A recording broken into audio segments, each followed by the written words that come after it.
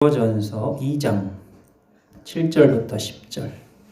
베드로전서 2장 7절부터 10절까지 같이 한번 읽겠습니다. 시작. 그러므로 믿는 너희에게는 보배이나 믿지 아니하는 자에게는 건축자들이 버린 그 돌이 모퉁이의 머릿돌이 되고 또한 부딪히는 돌과 걸려 넘어지게 하는 바위가 되었다 하였느니라. 그들이 말씀을 순종하지 아니함으로 넘어지나니 이는 그들을 이렇게 정하신 것이라. 그러나 너희는 택하신 족속이요 왕같은 제사장들이요 거룩한 나라요 그의 소유가 된 백성이니 이는 너희를 어두운 데서 불러내어 그의 기이한 빛에 들어가게 하신 이의 아름다운 덕을 선포하게 하려 하심이라. 너희가 전에는 백성이 아니더니 이제는 하나님의 백성이요 전에는 긍휼을 얻지 못하였더니 이제는 긍휼을 얻은 자니라. 아멘. 오늘 말씀 제목 한번 읽어볼까요? 시작. 하나님과의 관계는 관계의 열매라는 제목으로 잠시 말씀 전하겠습니다. 관계는 관계의 열매.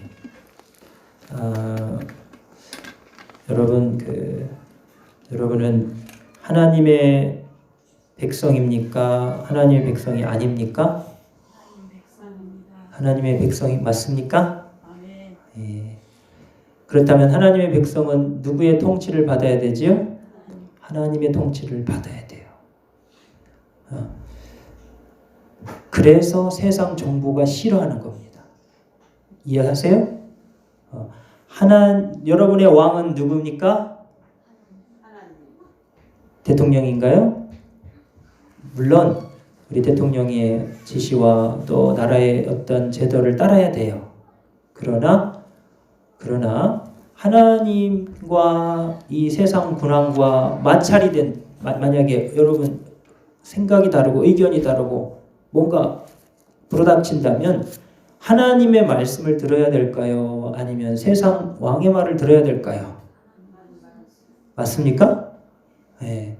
흔들리지 않기 바랍니다. 그럼 이게 분명하셔야 돼요. 지금까지 한국교회뿐만 아니라 인류의 역사가 흘러오면서요. 교회와 세상 왕과는 끊임없는 싸움 가운데, 갈등 가운데 여기까지 온 거예요. 그러다가 정말 이건 안 되겠다. 서로 간에 피를 본다 해서 휴전협정을 맺은 거예요. 교회는 세상을 정치에 막 저기 하지 않고도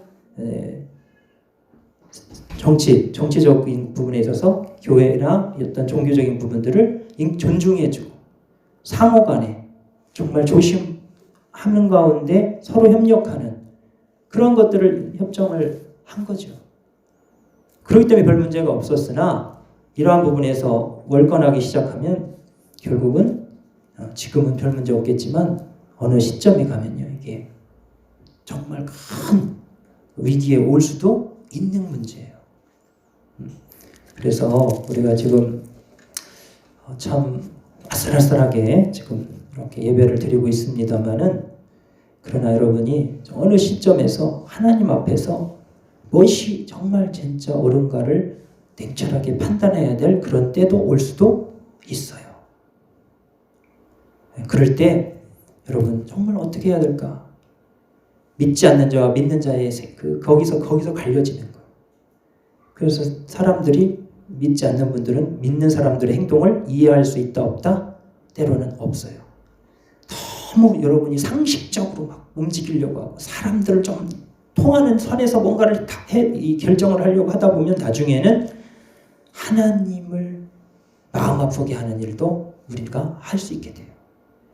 그래서 여러분 오늘 말씀을 통해서 하나님의 백성으로서 우리가 어떻게 살아야 되는가 하는 것들을 조금 더 생각을 해보려고 합니다. 자, 예수님이 있는 사람이 하나님 백성이에요. 할렐루야. 예수님이 없는 사람을 하나님 백성이라고 하지 않습니다. 예수님 마음에 있어야 하나님의 백성이에요. 할렐루야. 예수님이 기준이에요. 예수님이 이 땅에 오셨어요. 예수님을 영접하는 자, 곧 하나님의 이름을 믿는 자들에게는 하나님의 자녀가 되는 권세를 주셨다고 그랬어요. 예수님을 영접하는 그 사람에게 하나님의 자녀 되는 권세를 주셨어요. 그래서 이 예수를 믿고 환영하고 그 예수를 따라가는 사람이 하나님의 자녀입니다. 그 말은 예수님처럼 또 본을 따라 살아가는 사람들을 말해요. 그 예수의 말씀대로 살아가려고 하는 사람들이 누구라고요? 하나님의 자녀예요. 하나님의 백성이에요. 근데 예수님의 뜻대로 막 살려다 보면 이단 소리도 듣고 때로는 막 안 좋은 소리도 듣고 세상 정부로부터도 또 엄청난 어려움을 겪는 경우도 있을 수 있다는 거죠. 오늘 보니까 예수님은 어떤 분이냐, 사람들에 따라 다른 대우를 받으세요. 하나님의 백성들에게는 보배로 대우를 받고 하나님의 백성이 아닌 사람들에게는 버린 돌 취급을 받는다고 되어 있어요. 7절 한번 7절. 자, 시작. 그러므로 믿는 너희에게는 보배이나 믿지 아니하는 자에게는 건축자들이 버린 그 돌이 모퉁이의 머릿돌이 되고 그랬습니다. 자, 저 여러분에게는 예수님이 뭐라고요? 보배예요. 보물이에요. 할렐루야. 자, 세상 사람들한테는 예수님은 뭐라고요? 버린 돌멩이. 아무 쓸데도 없고 가치도 없고 별로 매력도 없는. 그런데 우리는 그 예수님이 누구라고요? 보배예요. 버릴 수 없고 부인할 수 없고 떠날 수 없고 할렐루야. 그분 앞에 나아가는 것을 멈출 수 없고 그분 앞에 기도하는 것을 멈출 수 없어요. 아멘. 정말 그 예수를 떠나서는 살 수가 없는 사람들이에요. 그게 하나님의 백성들이에요. 그러니 하나님 백성이 아닌 사람들이 이해할 수 없는 거예요. 이해할 수 없는 행동들이 정상일 수 있는 거예요. 욕을 먹을 수도 있어요. 왜 저러나? 저렇게까지 해야 되나 할 수도 있는 거죠. 미쳤다는 소리를 들을 수도 있는 거예요. 그러니까 그 다음에 한번 넘겨보세요. 8절 읽어볼까요? 자, 시작. 또한 부딪히는 돌과 걸려 넘어지게 하는 바위가 되었다. 안 믿는 사람들한테는 예수님이 어떤 존재가 됐다고요? 부딪히는 돌. 한번 돌뿌리 한번 한번 탁 한번 부닥쳐 보셨어요? 어때요? 미치겠죠? 세상에 이렇게 내가 좀 리얼하게 사람 볼까봐 막 참는데 얼마나 아프고 막 바위를 그냥 막 때려주고 싶죠, 그죠? 그게 예수님, 안 믿는 하나님 백성 아닌 사람들이 보는 예수가 그런 존재예요. 예수의 백성들은 어떤 존재일까요? 하나님 안 믿는 사람들에게 돌멩이 같은 존재예요. 발뿔이 딱 그러면서 그런 존재가 저 여러분들이에요. 예수 믿는 사람들, 진짜 예수 믿는 사람들을 안 믿는 사람들이 좋아할 수가 없어요. 예수님은 믿는 사람들한테나 뭐다? 보배인 거예요. 믿지 않는 사람에는 부딪히는 돌멩이, 걸려 넘어지게 하는 바위가 되었도다. 예수님은 자신들을 걸려 넘어뜨리는 불편한 존재일 뿐이에요. 예수라는 존재 때문에 교회 저것들 때문에 아주 골치 아픈 존재. 정치적으로 뭔가를 하려고 하는데 이상하게 안 먹히는 존재가 누구예요? 교인들이야. 이상하게 그들은 잘 이게 안 돼. 중심이 너무 분명해가지고 어떻게 호락호락 안 돼요. 그것들이 아주 공산주의에서 제일 싫어하는 게 누구예요? 예수 믿는 것들이. 아우 짜증나. 저것들한테 잘 안 넘어가. 죽인다고 하는데도 그 짓을 한다는 거예요. 죽인다고 하는데도 뭘 한다는 거예요? 전도하겠대. 예수 좀 전하지 말라고. 귀찮아한다고. 사람들 싫어한다고. 피해주는 거라고. 하지 말라고 해도 한다는 거예요. 죽어도 한다는 거예요. 죽어도 기도하겠다는 거예요. 다니엘이 어떤 존재인 줄 아세요? 정부에서 아주 막 진짜 저 인간들 저거는 인간도 아니야 할 정도로 왕이요 법을 통해 법을 제정했어요. 왕 외에 어떤 신도, 그 나라는 이제 국교가 왕이야. 왕 인본주의지 신본주의를 끊어버리려고 어떤 신에게도 기도하거나 아뢰면 어떻게 한다고 그랬어요? 죽인다고 그랬어요. 그런데 그 법이 제정된 것을 알고도 이렇게 돼 있어 성경에. 다니엘은 바로 가서 그가 하나님 앞에 뜻을 정해서 하겠다고 했던 약속이 있어요. 그게 뭐예요? 하루에 3번 내가 기도하겠습니다. 그 시간만큼은 지키겠습니다. 뜻을 정한 거예요. 근데 그 뜻이 죽음보다 강한 거예요. 하나님을 만나는 그 기도의 시간을 자기는 절대로 놓치지 않겠다 라고 하는 그 고백이 있었어요. 그래서 가서 기도했어요. 근데 그거를 지켜보던 살피던 사람들이 그걸 고발한 거예요. 이거는요 아주 월권적인 법을 제정한 거예요. 감히 해서 제정해서는 안 될 법을 만든 거예요. 그리고는 믿는 사람들을 나쁜 놈 취급하는 거예요. 그런 법을 제정하는 것 자체가 월권입니다. 나쁜 짓입니다. 그런 법을 만들어서는 안 되는 거예요. 하나님과 우리와의 관계에 어떤 것을 방해하는 법을 만들어서는 안 되는 거예요. 아멘? 그런데 그 바벨론 왕이 그걸 만든 거죠. 그리고서는 다니엘을 궁지로 몰아 세우는 거예요. 그 다니엘을 싫어하는 사람들이 그 다니엘을 그 존재를 갖다가 막 없애려고 하나님을 믿고 바르게 정치하는 거, 정직하게 하는 것도 싫고 자기들이 원하는 걸 얻질 못하니까 막 다니엘을 어떻게든 죽이려고 법을 왕을 통해서 만들어버리게 충동해서 만들게 해놓고는 그 법을 어기는 자는 다 다니엘을 없애려고. 근데 그거를 알고도 그랬어요. 그걸 알고도 그는 기도 시간을 포기하지 않았어요. 뜻을 정한 것을 그는 하나님 앞에서 생명과 같이 여겼습니다. 여러분, 만약 목회자 중에 주일 예배를 생명처럼 하나님 앞에서 지키겠습니다고 서원하고 뜻을 정한 사람이 있다면 그 사람은 아무리 대통령이 뭐라고 해도 그거는 지켜야 되는 거예요. 그걸 우리가 뭐라고 할 수 없어요. 하나님 앞에 자기가 뜻을 정한 건데요.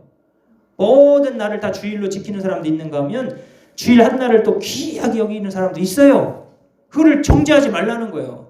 이 사람도 인정해주고 저 사람도 인정해주지만 하나님 앞에서 그가 옳다고 믿는 그것을 정하고 그걸 지켜 나가겠다고 정말 그 주의를 지키기 위해서 어떤 사람은 자기의 자리를 다 내려놓고 그날 주의를 지킨다는 이유로 그 사람을 해고하는 경우도 많았고요. 우리 역사적으로 이렇게 신앙생활을 하면서 또 정말 그날을 지키면서 결국은 많은 피해, 전쟁에 그날 쳐들어오니까요.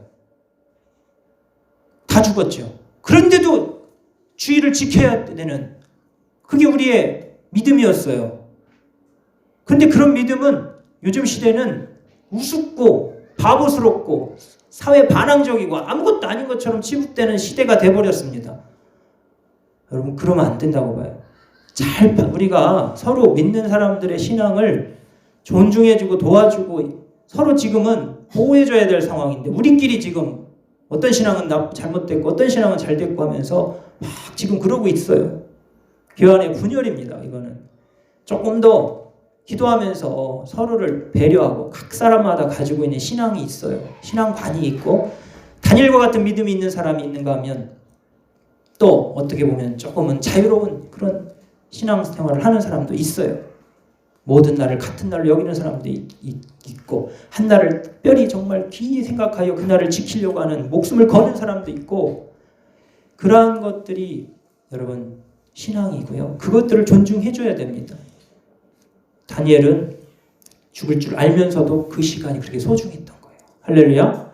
하나님과 호흡처럼 이 기도하는 것마저 끊는 법 이거를 용납할 수 없는 거예요. 하나님과 우리의 관계를 끊는 법 우리 하나님과 나아가는 것을 다 못하게 막는 더 다운시키는 그런 법을 제정한다면 그거는 법을 바꾸든지 우리가 또 싸워서 그거를 우리의 권리를 지켜나가야 되든지 아니면 하나님의 방법으로 그냥 우리가 죽이든 말든 주님의 뜻대로 하겠습니다 하고 다니엘처럼 법을 어겨서라도 주님과의 관계를 지켜나가는 것이 소중하다는 것. 지금 이 시대랑 잘 어울리진 않을 수 있으나 이와 비슷한 또 다른 어떤 일로 인하여 세상 정부하여 교회가 어려움을 당할 때도 올 수도 있어요. 그런 것을 예측할 수 있지요. 교회가 자꾸 힘을 잃게 되고 세상 정부의 힘이 커지면서나 그러면 저희들은 거기에 어떻게 이 시대를 살아갈 것인가? 그 해답을 어디서 찾아야 돼요? 사도행전이나 초대교인들, 할렐루야, 1세기에 있었던 그러한 신앙의 선배들을 통해 우리가 어떻게 이걸 이겨나갈 것인가 하는 답을 찾아가야 되는 게 우리의 숙제입니다. 그런데요, 믿음의 선배들은요, 지금 이 시대에 이렇게 이런 반응으로 움직이지 않았던 것 같아요. 조금 더 우리가 다시금 그 부분을 고민해 봤으면 좋겠다는 생각이 들었습니다. 전에는 우리가 하나님의 백성이 아니었지만 이제는 예수를 믿고 하나님의 백성이 되었어요. 하나님의 백성이 아닌 사람들의 특성은 8절 중간 부분부터 보겠습니다.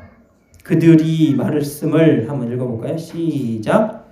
그들이 말씀을 순종하지 아니함으로 넘어지나니 이는 그들을 이렇게 정하신 것이라. 안 믿는 사람들은 말씀을 순종한다 안 한다? 안 한다. 말씀을 순종하는 사람은 누가 순종한다고요? 하나님의 백성으로 정해진 사람들. 예수 믿고 예수님 앞에 나온 저 여러분 같은 사람들이 순종하는 사람들이에요. 근데 안 믿는 사람들, 그렇게 정해진 사람들은 끝까지 말씀을 거역하고 순종하면서 말씀을 순종하는 사람들을 싫어하고 그 사람들을 대적하게 돼 있다. 19절 한번 읽어보겠습니다. 시작. 그러나 너희는 택하신 족속이요 왕같은 제사장들이요 거룩한 나라요 그의 소유가 된 백성이니 이는 너희를 어두운 데서 불렀네요. 그의 기이한 빛에 들어가게 하신 이의 아름다운 덕을 선포하게 하려 하심이라. 그러나 너희는 누구예요? 하나님의 백성, 택함 받은 저 여러분, 말씀을 순종하는 사람들, 저 여러분 그렇게 정한 사람들인 줄 믿습니다. 하나님이 그렇게 정하셔서 그렇게 부르신 사람들이. 잘 생각해 보세요. 그래서 이렇구나. 그래서 우리는 누가 뭐라고 떠들어도 안 믿는 사람들이 우리를 어떻게 말하고 평가해도 우리는 우리의 길을 가야 되는 거예요. 할렐루야. 김종국 목사님 백문일답을 이렇게 제가 100가지를 읽다 보니까 그 말이 나오더라고요. 불신 세계에서 아무리 뭐라고 떠들어도 걔는 지서라 나는 간다 이렇게 갈 수 있게 해주시는 분이 누굽니까? 예수 그리스도. 그렇게 돼 있어요. 예수님이 여러분 딱 중심을 잡고 뭐라고 떠들고 그게 중요한 게 아니라 나는 지금 말씀대로, 할렐루야, 말씀대로 살겠습니다. 말씀대로 살겠습니다. 주님께 기도하겠습니다. 주님께 예배하며 살겠습니다. 내가 정말 지킬 것 지키며 살겠습니다. 내가 뜻을 정한 거, 하나님 앞에 뜻을 정한 거 내가 그거 지키며 살고 싶습니다 하고 그걸 지키다가 순교도 하는 사람들이 누구라고요? 하나님의 백성들이다. 야, 그거 그냥 잠깐 눈 감으면 되는 거 왜 그 꼬집 부리고 하다가 죽어? 바보 같게. 그런데 그게 우리에게 가야 할 길이더라는 거죠. 여러분, 저와 여러분은 하나님 앞에 물으면서 하나님 어떻게 하길 원하십니까? 해서 하나님이 인도해 주시는 대로 흘러가시길 바랍니다. 그 뜻대로 순종하면서 가야 할 사람들이다. 그러나 너희는 택하신 족속이요 왕같은 제사장들이요. 저 여러분은 어떤 존재냐? 믿지 않는 자가 아니라 믿는 자이고 택한 족속, 하나님 택함 받은 사람들이에요. 할렐루야. 하나님 택함 받은 존재고 왕같은 제사장이에요. 할렐루야.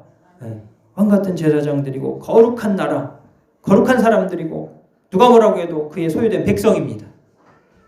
누가 우리를 이기적이라고 얘기한다 모르지만 하나님은 당신의 백성들을 거룩하다고 말씀하세요. 이는 너희를 어두운 데서 불러내어 그의 기이한 빛에 들어가게 하게 하신 이의 아름다운 덕을 선포하게 하려 하심이라. 우리로 하여금 하나님을 자랑하고 그분을 나타내도록 우리를 하나님이 불러주신 사람들이라는 거죠. 저와 여러분들이. 그래서 하나님의 백성들은 말씀을 순종하며 사는 사람들, 그렇게 정한 것입니다. 그러나 불순종하는 사람들, 믿지 않는 자들은 말씀을 순종하지 않도록 그렇게 정해졌다라고 말을 합니다. 그러니 이제 우리의 생활 양식이 딱 정해진 거예요. 믿지 않는 사람들에 의해서 여러분이 움직일 게 아니고 여러분의 중심이 하나님의 말씀 가운데서 움직여야 돼요.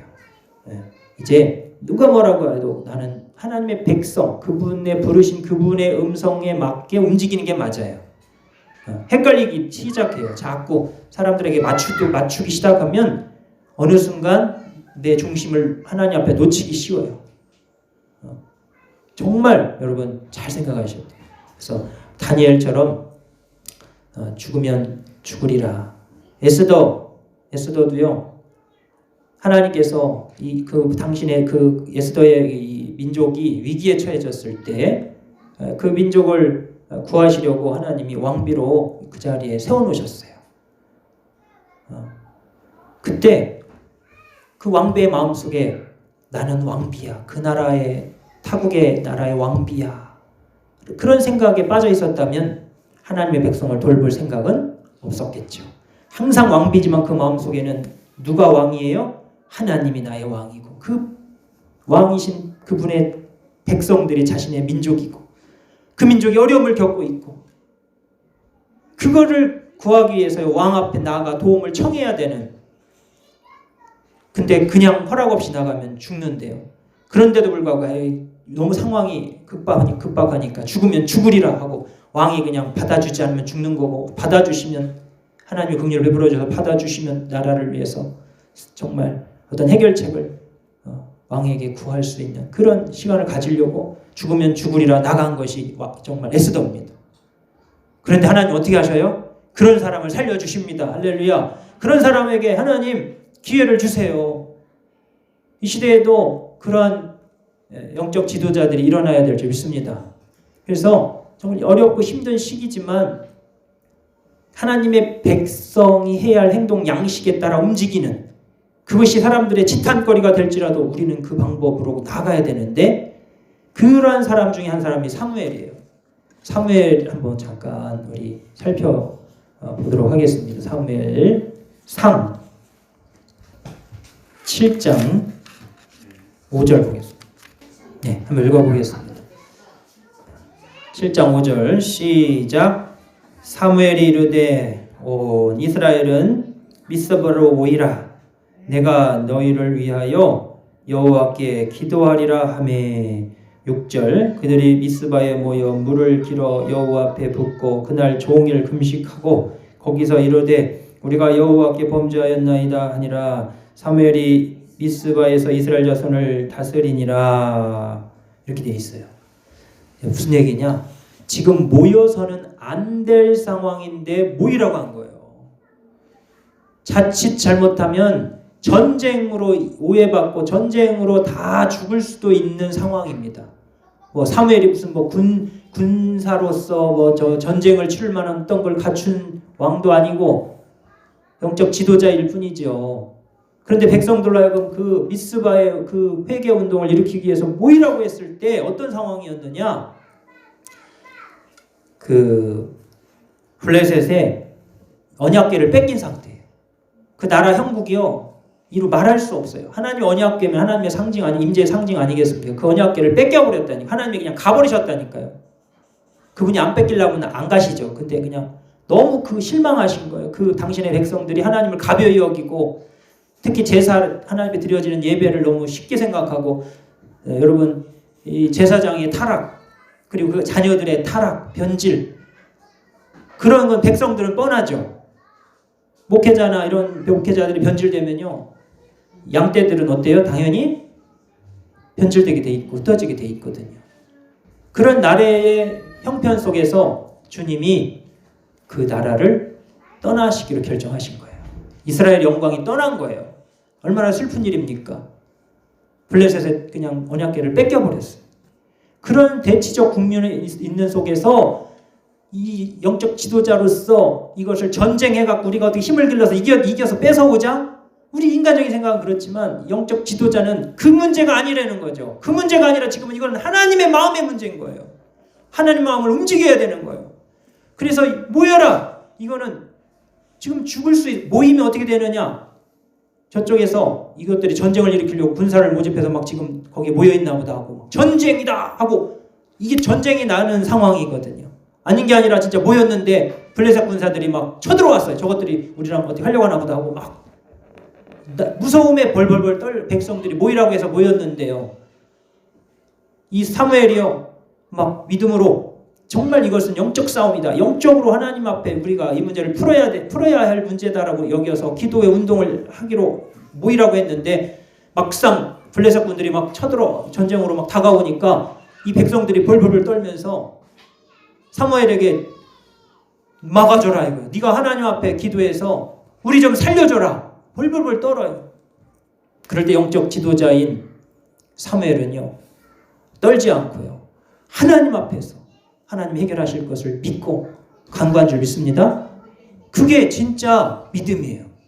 네. 어떻게 됐느냐면요. 제가 한번 읽어볼게요. 이스라엘 자손이 사무엘에게 이르되 당신은 우리를 위하여 우리 하나님 여호와께 쉬지 말고 부르짖어 우리를 블레셋 사람들의 손에서 구원하게 하소서 하니 사무엘이 젖 먹는 어린 양 하나를 가져다가 온전한 번제를 여호와께 드리고 할렐루야 이스라엘을 위하여 여호와께 부르짖음에 여호와께서 응답하셨더라. 하나님 정말 도와주세요 하고 예배드리고 기도했어요. 아멘.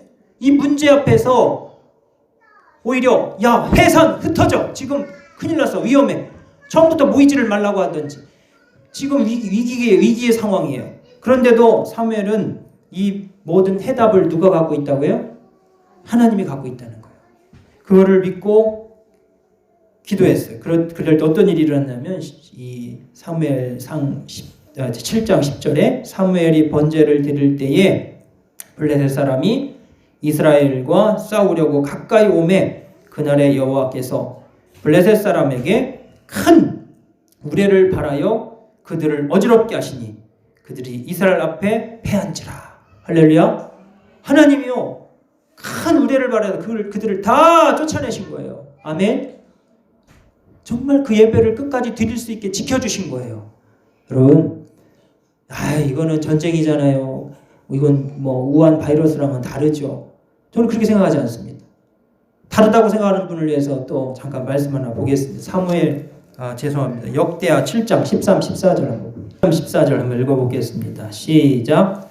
혹 내가 하늘을 닫고 비를 내리지 아니하거나 혹 메뚜기들에게 토산을 먹게 하거나 혹 전염병이 내 백성 가운데에 유행하게 할 때에 내 이름으로 일컫는 내 백성이 그들의 악한 길에서 떠나 스스로 낮추고 기도하여 내 얼굴을 찾으면 내가 하늘에서 듣고 그들의 죄를 사하고 그들의 땅을 고칠지라. 할렐루야.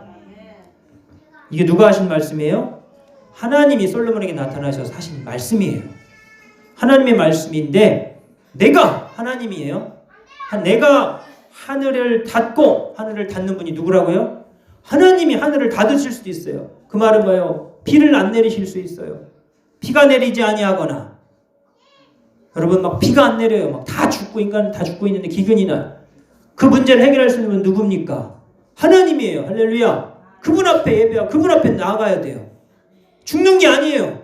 또 혹 메뚜기에게 토산을 먹게 하거나 막 메뚜기 재앙, 메뚜기가 막 온 땅을 다 갉아먹고 막 다 아우성 죽겠다고 이 문제를 해결하려고 정치가들이 모여서 문제를 해결하려고 논의하겠죠. 그러나 우리가 그 정치적인 어떤 힘을 의지하는 부분도 필요할 수도 있겠으나 해결이 안 될 수도 있어요. 재앙이기 때문에 하나님이 만약 내리신 재앙이라면 더더욱 그렇죠. 그럴 때는 누가 해결하셔야 돼요? 하나님이 끝내셔야 되는 거예요. 아멘. 메뚜기의 토산을 먹게 하거나 혹 전염병이 내 백성 가운데 유행하게 할 때 누가 이렇게 할 수도 있다는 거예요. 하나님이 그렇게 할 수 있다는 거예요. 전염병이 뭡니까? 지금 코로나가, 사스가, 메리스가 멸치도 아니고 이름도 다 이상하게 들려. 사스, 뭐 멸치, 뭐 코로나, 뭐 이런 참 이름도 참 그래요. 진짜 보기 싫은 이름들 빨리 사라져야 되는데. 근데 자, 이러한 그 역병, 이 전염병도 하나님의 어떤 정말 뜻이 있어서 인간 세계에 내리실 수도 있다고 성경은 말하고 있어요. 하나님은 좋은 것만 주시는 하나님이기 때문에 이거는 하나님이랑 상관없으니까 우리가 어떻게든 해결할 문제라고 지금 생각할 수 있으나 아니에요. 하나님이 개입하지 계시면 해결될 수 있어요. 할렐루야. 우리가 그 원인이 어떻든 간에 그분 하나님이 개입하셔야 됩니다라고 요청하는 눈물의 회개와 막 부르짖음이 우리의 혹시 잘못된 것이 있다면 회개하면서 하나님 살려달라고 부르짖으면 그분이 개입하실 수 있는데 이거를 해산시키니까 못하게 하니까 더 환경은 더 각자 있는 곳에서 기도하십시오. 되나요? 솔직히 얼마나 기도합니까 우리? 정말 어떻게든요 막 같이 기도할 수 있는 방법을 모색해야 돼요. 기도하면 방법을 주세요. 어떤 분은요 미국 목사님은 기도 많이 하셨나 봐. 지혜를 얻으셔가지고 그 야외에서 차 안에서 문 살짝 열어놓고 스피커 막 엄청난 여의도 광장 같은데 빌려서 하면 될 것 같아. 누군가가 거기서요 차들 막 간격 딱딱딱딱딱 막 엄청난 차들이 막 와 있어요.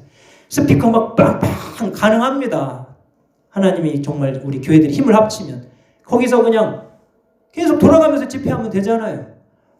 막 거기서 무슨 설교를 했는지는 안 나오지만 거기서 저는 사무엘처럼 회개 역사, 회개 운동, 할렐루야. 회개에 하나님이 역사하십니다. 회개 운동이 일어나면 정말 주님이 개입하실 줄 믿습니다. 우리 믿는 사람은 그 하나님의 방법, 하나님이 하시는 방법으로 이 모든 것을 경험할 수 있습니다. 안 믿는 사람은 그걸 이해할 수도 없어요. 교회 존재할 필요도 없고 예배의 가치도 없는 거예요. 회사는 유지돼도 교회는 폐해야 되는 게 지금 정부 아닙니까?